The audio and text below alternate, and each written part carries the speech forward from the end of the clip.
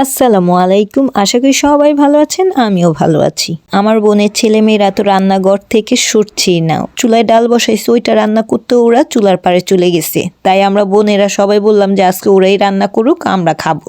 আমার বড় বোন শুধু লাউ শাক ভাজি করছে আর ওরা ডাল রান্না করছে।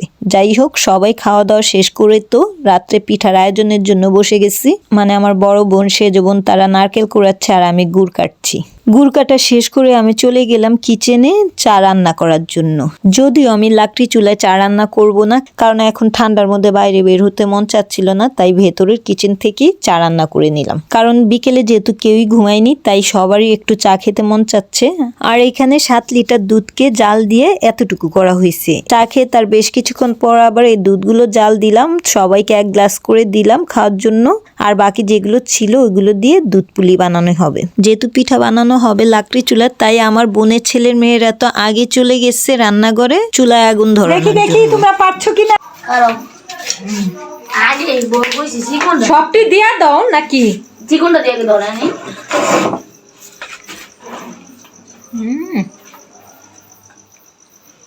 হ্যালো, ওই যে ছিড়া লাইলো না না, ধরাও ভালো করে। কাগজ তো ধরবে। এইগুলা দাও, এই চিকন গুলা দাও, এগুলা ধরবো। হ্যাঁ হ্যাঁ, কাগজ তো নিবা যাবে। আচ্ছা ওইটা দে। নাইকেলের এগুলা দিয়ে এগুলা ভিজা, এই শুকনা গুলা দাও। হ্যাঁ ওইগুলা দাও। নিচে রাখো না, নিচে রাখো না ধর। সব লাগা মোবাইল লেগে লাকড়ি চুলায় রান্না করতে গেলে সবচেয়ে ইম্পর্টেন্ট কাজ হচ্ছে চুলা ধরানো, যেটা খুবই কষ্ট। বাট আমার বোনের ছেলে মেয়েরা মনে করছে এটা খুবই ইজি কাজ, তাই তো ওরা সবার আগে চুলার পাড়ে এসে পড়ছে চুলায় আগুন ধরানোর জন্য। যাই হোক, ওরা তো চুলার পাড়ে চুলায় আগুন ধরাচ্ছে, আর আমার বোনেরা ঘরে আমার বোনের ছেলে অর্থাৎ আমার সেজ বোনের ছেলের সাথে মোবাইলে ভিডিও কলে কথা বলছে। যেহেতু স্টাডির জন্য অস্ট্রেলিয়া গেছে, আর আমাদের কারো বাসায় কোনো আয়োজন হইলে কিংবা আমরা কোথাও ঘুরতে গেলে ওই বেশি এনজয় করে। যেহেতু এইগুলো মিস করছিল, তাই ওর একটু খারাপও লাগছিল।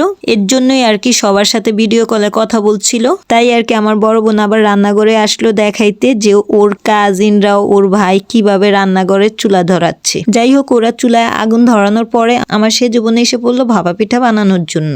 ও এক এক করে ভাপা পিঠা বানিয়ে দিচ্ছে আর এক একজনে খাচ্ছে। আমার নিচকে আগে দিল, আমার নিচের থেকে আবার আমি একটু নিয়ে খাচ্ছিলাম, দেখলাম কেমন লাগছে।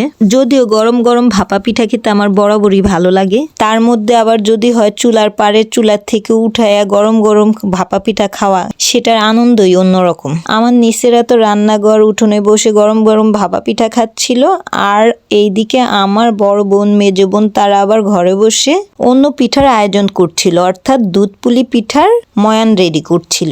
আমার নিচেরা ভাপা পিঠা খাওয়ার পর এখন আমাকে আবার দিল। আমিও উঠানে বসেই গরম গরম ধোয়া উঠা ভাপা পিঠা খাচ্ছিলাম। যেহেতু আমি একটু মিষ্টি বেশি খাই, তাই আমার বোনকে বলছিলাম যে আমাকে যখনই ভাপা পিঠা বানিয়ে দিবা তখন বেশি করে গুড় নারকেল দিয়ে বানিয়ে দিবা। যেমন কথা তেমন কাজ, আমার বোন তো আমাকে বেশি করে গুড় নারকেল দিয়ে বানিয়ে দিচ্ছে, যার কারণে ভাপা পিঠাটা একটু ভেঙে গেছে। মানে ভাপা পিঠা যতটুকু গুড় নারকেল দেওয়া প্রয়োজন তার থেকে অনেক বেশি দিয়ে দিচ্ছে। এত গয়দ দিতেছে, মনে হয় খেলতাছে, দাস না?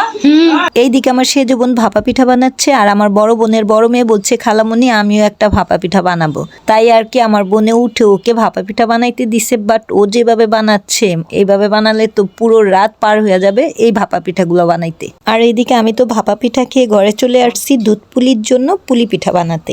এইদিকে আমি পুলি পিঠার ছোট ছোট রুটি বেলছিলাম, আর অন্যদিকে আমার ছোট বোন আবার পুলি পিঠা বানাচ্ছে। মানে দুইজনে মিলে দুধ পুলি পিঠাগুলো বানালাম। এখন আমি ঘরের ভেতরে যে রান্নাঘর আছে ওইটাতে চলে যাচ্ছি, কারণ আমি গ্যাসের চুলার মধ্যেই এই দুধ পুলি পিঠাটা বানাবো।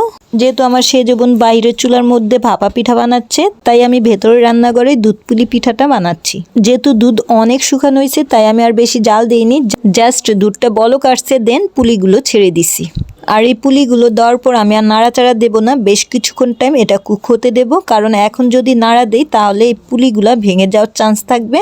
তাই আগে এগুলোকে ভালো করে সেদ্ধ হতে দেব কিছু সময়ের জন্য। যদিও দুধ পুলি পিঠাগুলো আরো ছোট বানায়, বাট আমাদের এত ধৈর্য নেই, যার কারণে আমরা একটু বড় বড় করেই বানাইছি। পুলিগুলো দুধের মধ্যে ছেড়ে দেওয়ার কিছুক্ষণ পর দিয়ে দিলাম আগে থেকেই গুড়কে শিরা করে রাখা হয়েছে, ওইটাকে ছেঁকে দিয়ে দিচ্ছি। যদিও আমার বোনের ঘরে ঝোলা গুঁড়ো ছিল, বাট ওই গুড়টা আমার কাছে বেশি ভালো লাগেনি, যার কারণে ওই গুড়টা দেইনি। খেজুরের আস্ত গুড়গুলো আছে না, ওইগুলোকে পানি দিয়ে এরকম করে লিকুইড করে নিছি, দেন ওইটাকে ছেঁকে দিচ্ছি। এখন পিঠাগুলোকে একটু আলতো করে নাড়াচাড়া দিচ্ছি আর টেস্ট করেও দেখবো মিষ্টি ঠিকঠাক আছে কিনা। বাট খেয়ে দেখলাম মিষ্টি একেবারেই কম হয়েছে। যদিও আমার চাইতে সবাই মিষ্টিটা একটু কম খায়, বাট এটা সবার খাওয়ার মতো মিষ্টি হয়নি, তাই আরেকটু গুড় দিয়ে দিলাম। এখন দুধ পুলিটাকে চুলার মধ্যে একটু কম আঁচ দিয়ে বসায় আমি চলে গেলাম বাইরে রান্নাঘরে। গিয়ে দেখে আমার বোনে চিতই পিঠা বানাচ্ছে। যেহেতু আমার বোনের ছেলে, অর্থাৎ আমার সেজো বোনের ছেলে ভাপা পিঠাটা তেমন লাইক করে না, তাই ওকে সাথে আমার দুই নিচকে ওদেরকে চিতই পিঠা বানিয়ে দিচ্ছে।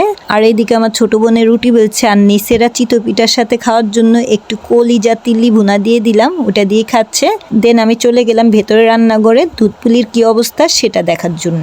এই তো আমার মেজো দুলাভাইয়ের গ্রামের বাড়ি এসে আমরা কি কি পিঠা খেলাম সেটা আপনাদের সাথে শেয়ার করলাম। আজকের জন্য বিদায় নিচ্ছি। সবাই ভালো থাকবেন, আর ভালো লাগলে আমাকে বেশি বেশি করে লাইক, শেয়ার, কমেন্ট, সাবস্ক্রাইব করে সাপোর্ট করবেন। ধন্যবাদ সবাইকে। আল্লাহ হাফিজ।